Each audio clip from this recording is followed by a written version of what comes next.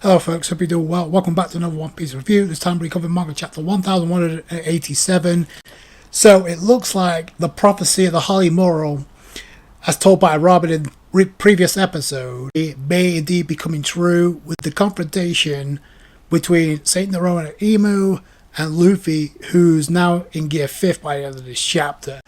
Though there's going to be some people that are excited by this, there's some people who are not going to like this because it goes against their theories, or there's going to be people in the middle that thinking, wait a minute, could there be more to this than what we've seen? This is exactly what I said at the beginning, but I'll dive into that. There's definitely going to be some discourse. It's part of the course with these type of things. This chapter was solid from start to finish. Speaking of the start, let's go up into the cover page with the cover request, and given how this chapter ended is kind of fitting with the cover request. We got Reiju on the cover request, which is a bonus, but we also got Reiju being the protective sister for Sanji, because we got some swans, 4 swans representing Yonji, Niji and Ichiji, as well as Judge picking on little old Sanji as represented as ugly duckling. Not my words, the caption. Reiju being the big sister, like protective sister, not only scolding the swans but also giving them lumps on the head. And if you look at Yonji, he's actually kind of laid out. The others have kind of got lumps on their heads, which is funny because when Reiju debuted, she kicked the hell out of Yonji, laid him out. So I don't know, maybe there's some correlation there. But let's start off with this chapter with Luffy punching Emu Saint Charles style in the face. And I like how this attack, you can tell this is a serious attack because you saw the haki in the background, as well as this attack sent Luffy out of his sandals. But and it also shot the hell out of Loki with a face you don't really expression you don't get to see on. But unlike Charlos, Emu actually bounced back very quickly because it's already charged up its Omen attack. Luffy and Loki can't get along, and this pretty much leads to the downfall of Loki for the time being. Talk about the prophecy coming true. So Loki is like, hey, don't get full of yourself, Straw Hat, because I did the damage so you can get the punch in. And Luffy being kind of dismissive, so kind of like, oh, you're beat up, so just relax. Loki completely snaps and takes offense to this, which gives Emu the opportunity to strike, and he strikes hard with Omen. And we get 2 badass close-ups of Emu as he's about to unleash Stigma on Loki. He gets stabbed, like we saw this before, but here he really gets stabbed and it really takes effect on Loki.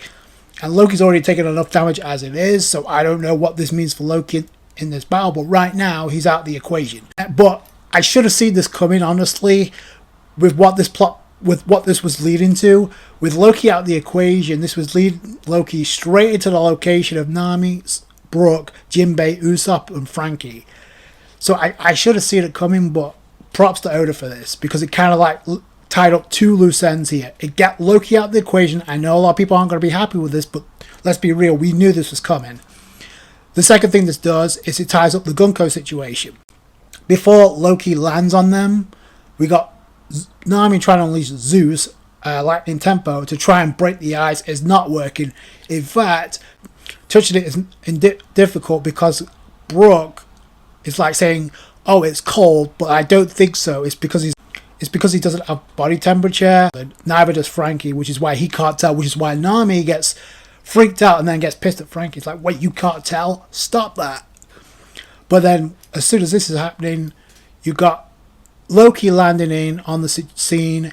He lands into the cube as well as the mountain, but that doesn't break it at all. But what does break it, or what does melt it, is Ragnir, or Rataskir, who reverts back to Rataskir after it lands on the ice. Go figure. It ricochets off the ice, but it ends up melting the ice. The Straw Hats notice Loki is down, he's stabbed, he's wounded, so he's out of the equation. Ice starts melting. Brook looks like he's also got a tear in his eye, saying Princess Shuri. So before we can continue this plot point, of course, Oda has to cut because it's one of the most intriguing parts leading into the finale of Elbaph. So we go to Luffy and Emu, and now this is literally 1v1. Loki's out of the equation. We knew this was coming.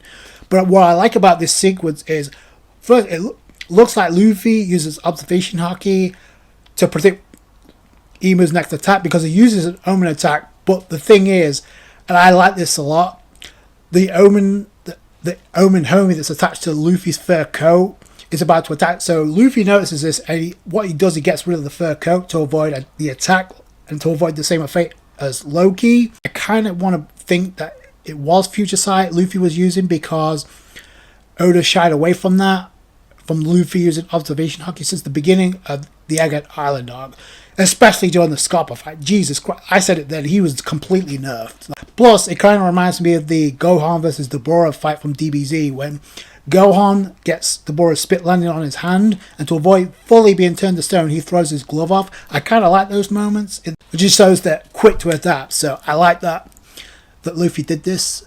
It completely avoided a huge attack and was able to dodge at the nick of time. But of course, Oda has to cut away from that, because obviously that's the main event.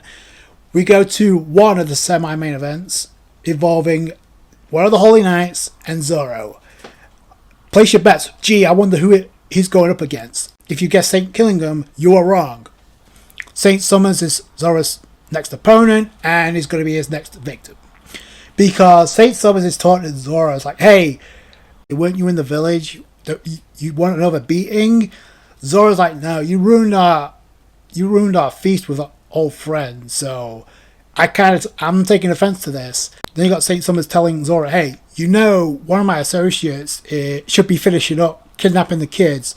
And I love this moment from Zoro through Oda, because it's so subtle, but we know what he means. And I like it's coming from Zoro. He says, what a coincidence. One of my associates is also swinging by the village. But I don't think your guy would be coming back. At this point, we know what he's referring to. And Saint Summers says, oh, why? And Zoro says, because he'll be dead. Without saying it by name, Zoro's giving Sanji his flowers. And considering what's about to go down, that's going to hype up things up for Sanji even more. But Saint Summers tries to attack Zoro. Zoro blocks it. It cuts away to Sanji, and we come to find out he can't take care of the rain god or rain goddess because it's in the form of a goddess, so he can't attack a woman. Now, there's a part of me that thinks with this scene that Sanji's already done something to like take out Saint Killingham. I don't know if anybody else feels that way, because we go from the kids being held captive by the rain god, for Ripley, the only one noticeable to scream out Colin. We see the kids flying out. Have they been rescued? And if that's the case, Sanji, present time, already taken out Saint Killingham. Because unless Ripley did something to free the children, which props to her if she did, but I don't see any of this. And the only panel we see is Sanji lighting one up. So I don't know. That's what it looks like to me. And because immediately following this, we got Sanji attacking Saint Killingham, but Saint Killingham was able to block the attack. Sanji's confident he's ending this here, but Saint Killingham is going. There's a big difference between tough and immortal. There's no way he can beat me, which right now he can't, because as it's pretty much stated, unless you've got Conqueror's Haki, you ain't doing much damage to the Holy Knights. And we knew this coming in. That's why Zoro is going up against Saint Summers, because he already has that down. Sanji doesn't at this point, because Saint Killingham is goading Sanji. Let's see if you can try and take out that rain god. So, but unfortunately, this kind of like triggers Saint Killingham, who actually lands an attack on Sanji, sends him crashing into the ground. But this triggers a flashback for Sanji involving Scarpa about the conversation about Conqueror's Haki, and at this point, we know where this is going. We go back to the conversation, and Sanji's like, hey, wait, old man, what about me? Do I really not have Conqueror's Haki? And what's interesting about this scene, you have Zoro in this sequence as well, which makes sense considering he's the right wing of Luffy, Sanji's the left wing. Kind of like Scarpa and Rayleigh, right? But Scarpa says you have the trait of one who might. The impression you burden yourself with is uncertainty, because one must be a king in order to unlock that. Which we've never seen Sanji think like that, even though he's a part of royalty in the form of the Vince modes. And then he's thinking about Luffy. A king reminds me so much of before the power-up that Sanji got when he unlocked Ifrit Jamba. He has to do the same thing. He has to understand who he is in order to unleash that. So that makes sense. So it's not just a case of, oh, he's the left wing of Luffy, so therefore you should get... No. Then there has to be a reason for him to unleash that, because we know you don't unlock Conqueror's Haki through training. You either have it or you don't. It was kind of like with Zoro too, although it was a lot more blatant with Zoro. Speaking of Luffy, we cut to Luffy, and we go to Luffy perked up in Gear 5th. Imu saying, "Oh, thou hast finally revealed thyself, Joy Boy." And I love how we got the tag and the caption and the text of Monkey D. Luffy versus Saint Nerona Imu, the main event of it, Elbaph. And then you got Luffy saying, "Don't call me whatever you want." The lame Luffy, and he gives the classic line, "The man who's going to become king of the pirates," right to Imu's face. So put some respect on Luffy's name. Oda had Luffy using Future Sight, good, because he should not be nerfing Luffy in this fight. So we should be getting all out, unless there's more to this situation that's going to push this thing further post Elbaph, which I'll talk about that in a second. But obviously Oda hyping up the next chapter as well, because we're going to get not only a special cover but also a colour spread, because it celebrates the 29th anniversary of One Piece, so that's going to be a big deal. We're going to get Gear 5th Luffy versus Imu round 1, and we're also probably going to get Sanji unlocking Conqueror's Haki for the first time. We're going to have a lot more understanding about what Sanji with Conqueror's Haki looks like in the next chapter. Oda should not be pushing this back any further the next chapter, because there's so much more to go on here. When you cut down the line about the entire Straw Hat crew, outside of Luffy, Robin's been the main MVP when it comes to the Straw Hats that's been highlighted on Elbaph. That's a fact. So, and that's not going to end anytime soon, because, which I'm going to lead into right now, because with what we saw in episode 1168, adapting the Harley Mural scene, which got the whole world buzzing because it's a great scene, no doubt.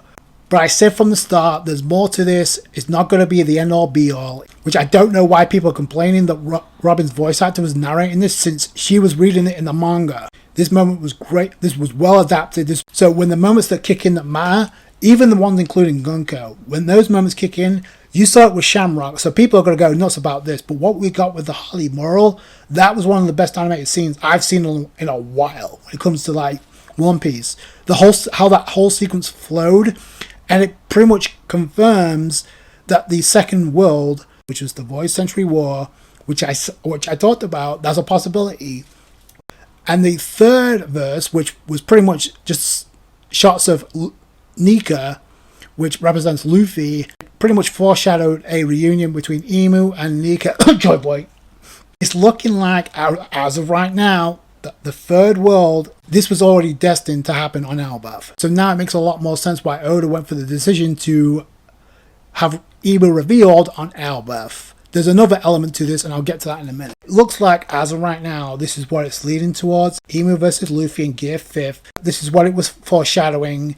Now, what Loki's involvement is going to be, because one of the images is of Nidhogg representing Loki. So they feel like he should be involved in this. He might be. Right now he's out of the equation, leaving it 1v1, which honestly makes things a lot more unpredictable. I said this from the jump. I don't know what Loki's involvement is going to be. Right now he's out of the equation.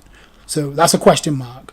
But here's the thing, because of the images that confirmed to be in the second world, hinting at the Void Century War, that does not mean that Loki needs to be part of the... And by the way, if that's the case and people are drawn to the conclusion that Loki needs to be part of this because he was one of the images, shouldn't Alma and Zunisha be a part of this? Because we saw them on the Harley Mural as well. As much as a huge revelation as this wasn't the end-all be-all at the time, because I knew there was going to be more to this. The question is, as I'm talking about the Harley Mural and what it could represent, I got goosebumps about a completely different matter, because I got chills right now, and I can't wait to see what happens the next time we see Robin and Soul. Preferably Robin, because does this have something to do with what Robin and Soul are going to end up finding? Because I personally feel they're going to find the raw poneglyph that could lead to the biggest lore drop on Elbaph. And a lot of people want to say that Harley Mural is. No, I said it from jump. There's going to be a bigger secret that drops. Robin's going to be involved. Is that going to hint at more than just the location of Laughdale? Is that going to lead to Robin finding out about Elbaph having a D in its name and why that is? I've got chills thinking about that, because if that's the case, that would be one of the biggest reveals in the history of One Piece, bar none. Why the hell the Gurusei and Imu knew about this? Why were they talking about this beforehand? We saw the conversation. Something about Elbaph has a D in its name. We don't know what context. I personally feel if Robin finds out poneglyph, we're going to get more context to that, and that's going to make one of the biggest lore drops, the biggest reveals in the history of One Piece. I'm telling you right now. And by the way, Yaga D Soul is on hand as well, so keep that in mind too. It's not just Soul with her, it's Yaga D Soul. And Robin's already associated with a lot of characters with D in its name, so that's just something to think about. That's something I thought about. The moment the Harley Mural scene we got in the anime, and like I said before, that was well done, but it's not the end all be all. Speaking of which, like with episode 1168, we got the One Piece Heroines episode coming up, but it looks like episode 1069 is taking place the week after. So no Core 2. Although to be fair, I wasn't really taking what people said online seriously. I don't anyway, especially with one of the reports coming up. Luffy confront in Gunko in Gear 5th in chapter 1151. Yeah, look at what happened. So, and look at how long we had to wait. We had to wait after an entire flashback of King Harold and God Valley before we got that confrontation. Those are my thoughts. Let me know what you guys think down below. Especially about the whole scene involving Sanji, about the Rain God, and because that's what it looked like to me. About Sanji already took care of Saint Killingham before we're going to get to see the Conqueror's Haki Unleashed, and I can't wait to see what that looks like. Next chapter is going to be a big deal. Between Gear 5th Luffy and Emu round 1 kicking off, that's going to be a big deal. It's crazy to think about the 29th anniversary of One Piece. Next year will be in the 30th year anniversary, so who knows what's going to go down by then. So let me know what you guys think down below. Those are my thoughts. Please tell me in the comments below. If you enjoyed this video, you guys know what to do. Hit that thumbs up. I appreciate the support when it comes to One Piece. Catch you guys later. Take it easy, guys. Bye.